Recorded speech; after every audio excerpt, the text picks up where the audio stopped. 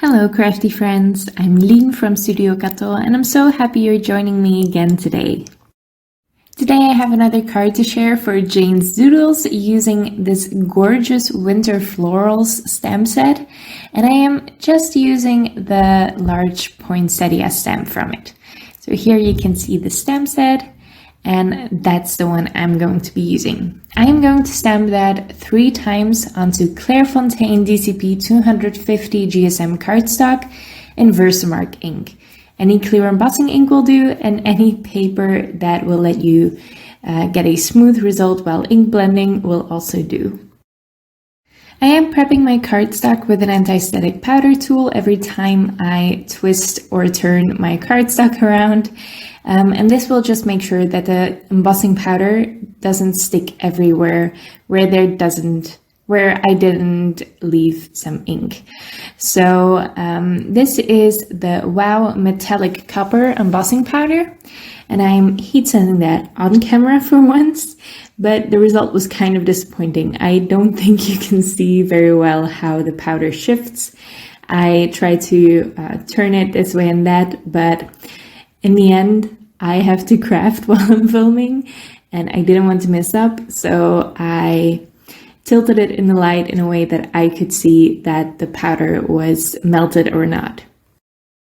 Now once that's all done and heat set, I can start ink blending. So this is a really quick way to color these florals, and I'm just using some Pinkfresh Studio inks for this. Now I did speed this up, obviously. I didn't ink blend quite as fast, but it's a really easy process and it always goes fairly quickly. So it's a great way to color your images, especially flowers, I think.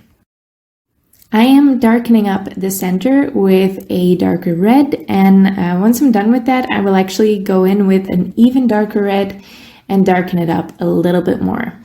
I will list the colors of ink I used in the description down below, along with all of the other products I used today. So if you ever think I missed a product, check down there first, and then you can ask me if I still didn't leave it. Now, for these florals, they did have some leaves, and I just wanted to color those green, so I just covered those with a green marker. Now, I did also experiment on that first poinsettia with adding some shading and alcohol markers, and I didn't like it at all. So I stopped halfway through. I can still use that floral. I just will cover up the part that I colored with alcohol markers, and no one will be the wiser. Now for the greenery, I decided to use some die cuts because that's a lot quicker than stamping them all out. I used different leaves from different sets. The smaller leaves are from the Mama Elephant set, the Botanic envelope die set, and these little ferns, or what are they? I don't know, the longer leaves, they are from A Pocket Full of Happiness, and they're the Tropical Paradise die set. So I die cut 3 different leaves, or 3 different types of leaves from some craft cardstock, and that will just give me a base tone to work with. I like to start off with colored cardstock to get a nice tone to start out with, and you don't have to fuss with ink blending as much. Now I did color each type of leaf differently. The really short ones I colored very yellow-green, and then I mixed yellow and blue-green with the mid-size leaves.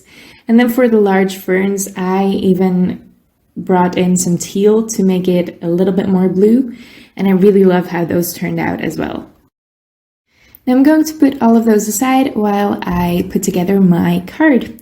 And this is the Open Drop cover panel by Reverse Confetti, and I die cut that 3 times out of thick white cardstock, and I'm layering those together to add some dimension to this panel with some Barely Art Precision Craft glue. I'm layering them all together, realizing they're not quite symmetrical, so I just had to turn that one 180 degrees to make it fit, and then I can glue this onto my card. Again, using that Barely Art Precision Craft glue. I love this glue if you're just gluing paper to paper. For my sequins and embellishments, I usually use something else, which you'll see later on. For the sentiment, this is also a sentiment by Reverse Confetti. This is the layered piece die set, and I'm just using the top layer here. I'm not using the shadow layer, but I die cut this 3 times out of thick white cardstock and once from this rose gold coppery cardstock. This is a mirror cardstock, so it's horrible to film and horrible to photograph, but it's stunning in real life. I'm just layering those together and putting them aside while I start on my wreath. Now I started with putting some foam tape behind the poinsettias, and the only poinsettia that has 2 layers of foam tape is the one that's on top of the other one that is covering my alcohol marker mistakes there. And then I just started putting down the leaves. Now, usually I make an arrangement before I start gluing things down, but with the guidelines of that open drop cover panel die, you already know where your leaves should end up. So it's really easy to improvise, and I honestly didn't have time to lay those all out before I started gluing them down. Now here and there you can see that I cut some parts of the leaves off, or I ripped them to be a little bit shorter, whatever fit my card. I usually alternate my die cuts for a wreath just to make everything fit better. Now I'm just wiggling that piece into a place that I like, and then putting some glue down and gluing it down as well. Now, I love some sparkle in my wreaths and around my wreaths, so I used the Meraki Sparkle Golden Illusion gems, and I'm gluing those down with the Nuvo Deluxe adhesive. Like I mentioned, I don't like the Barely Art glue for embellishments. I don't think it's strong enough, but this one will definitely make those embellishments stick. This was such a fun card to make, and I did spend quite a bit of time on it, so I figured why not just go for a pattern paper envelope again. You know, I've been using up my pattern paper for these envelopes, especially my Christmas pattern paper. I have way too much of it, so I'm just using this for my envelopes now, and these colors match nicely with the colors on my card. Now this is the final project. I'm just tilting that in the light so you can see all the shine of the embossing powder, the sentiment, and all the Meraki sparkle gems. I love these, and I love how this card turned out.